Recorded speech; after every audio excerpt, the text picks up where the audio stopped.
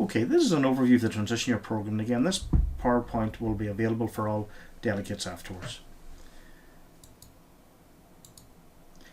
So we're going to look at 4 areas with respect to an overview of the transition year program. And the first is national and local policy and school structures. The second one is program content and structure. And in the third, we're going to have personal autonomy, social and community involvement, leadership and communication. And then finally, in the last section, we're looking at student engagement and a contract that can be put together in order to create ownership and more involvement, motivation as regards both teachers and students. So if we look at national and local policy, the Department of Education and Science Transition Year Programme Guidelines 1995, that's the only really official document as regards what transition year is about and what's expected from it. And in that, what we're looking at is identifying needs and resources for planning the transition year programme. And that could be anything from staff, skill sets, to resources, to the setting of the school, to the community providers that are local. It's also very important to have breadth and balance in the programme. And with respect to that, it's with regard to subject areas, as regards to activities, from a social perspective, from an enterprise perspective, from a problem solving scientific perspective, from a practical perspective, in order for students to reach into pockets of learning that they haven't experienced before. And indeed, in all of this breadth and balance, it's about using alternative teaching and learning methodologies in the transition year. And it's good to have an assessment process as regards to look at our success criteria. And again, there's a credit system there on the PDST website that you can look at. With regards to evaluation, evaluation is something that should be ongoing. The informal process of the transition year this year for next year, there's certain things that might or might not work, and it's good to record that as you go along. So sometimes when you fill out evaluation forms at the end, they're forgotten about. So it's a good idea to have a suggestion box or something, or a platform whereby suggestions can be made as we go along, what did or didn't work during the year. And again, overall evaluation at the end can be paper form or again through digital format, whatever is most convenient for the coordinator, because at the end of the day, the role of the transition year program or coordinator is a very busy job. School transition year policy or written program, again, rooted in the ethos of the school mission statement. And I suppose it's important to have a very thorough application process from the point of view of the students know what they're buying into. The whole idea of a collaborative whole school liaison via the core coordinating team is the whole school needs to buy into the transition year program. The whole school needs to be informed by what's going on at every step of the way in order to create that ownership of the program and its teaching and learning offshoots. With regards to guidelines for offsite providers, it's important, again, of course, you have Garda vetting, but also like what the school's about, what's expected of them, and possibly to have a guidelines maybe in writing or as a program what they're going to deliver as they enter the school. With regard to school structure, I'm just going to focus in on 1 or 2 of these. Again, it's about innovation and teaching and learning, using resources, looking at the skill sets of your staff, and the whole idea of an interdisciplinary approach or cross-curricular links as regards projects, as regards the whole idea of teaching and learning is very important.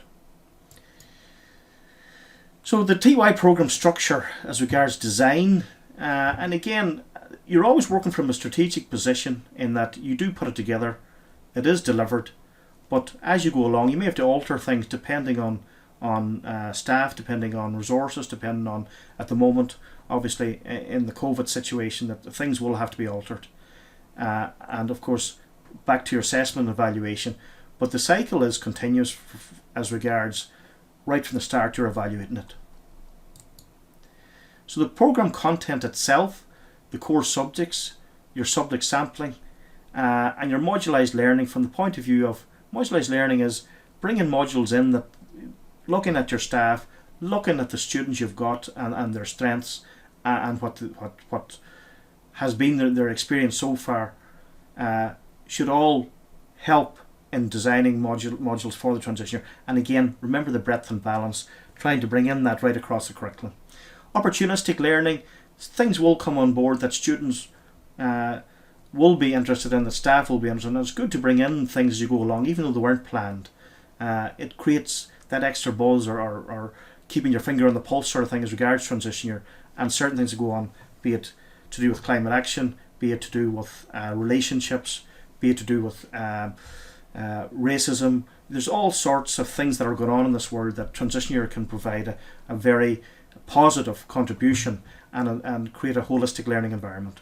Experiential learning, it's all about reflective practitioners and learning by experience, and even the whole idea of thematic literacy or engagement, the whole idea of putting together a project, the research that has to go into it, from mechanics possibly for certain projects, or physics, the whole thing offshoots into a whole learning process that is very positive for everybody, teachers and students. The written program itself, well, program overview, what are the policies and procedures of the program, the subject module plans, field trips, what achievement awards will be undertaken, and so on, the coordinating team. And again, that's not exhaustive. This can be altered as you go along. With respect to organisational details, then that's your administration, keeping records of letters that are going out to parents, or financial planning, and all legal documents that we need to keep an eye on. And again, I mentioned before about module descriptors, again, outside providers, first aid, they should provide you with a written module of what they're undertaking and how they're going to assess it. So social development, community development is a very important aspect of transition year, and that whole idea of bonding at the start of the year to get the students together, going to make something of this year from the point of view of what they're going to get involved in, how they're going to work as a team, how they're going to develop communication or leadership skills, and at the same time creating that sense of civic responsibility. And finally, well, I suppose with the final slides on student personal development is, I'm just going to pick out, it's all about self-esteem, but it's all about awakening the sleeping leader. They see this one at the top, the second from the top here. I mentioned Bob Geldof before in another presentation.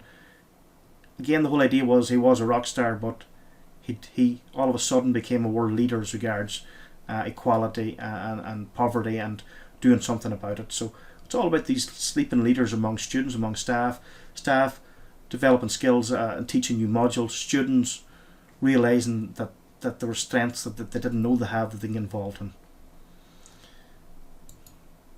How to keep the student engaged? Well, it is about ownership of the programme, it's about transparency, but also it's about a contract of engagement, which we'll talk in the next slide. But it's that culture of a shared goal in a group, and I suppose that bonding exercise at the start. But at the end of the day, if we make it fun, make it exciting, I think that it creates that sense of ownership. Student contract, it's rooted in the ethos of the TY programme mission statement, but as I said earlier, student contract's possibly the most important part of it. That and bonding exercise at the start of the year, be it a trip or be it in the school, but it's that whole idea of a shared vision to get something out of it for the student and for the teachers. But I suppose a sense of achievement when you get involved in projects as a team, and it's that whole idea of experiential learning, learning from each other, learning from providers of whatever courses they're doing, and developing the research skills in the process. And as I said, this presentation will be available for all delegates.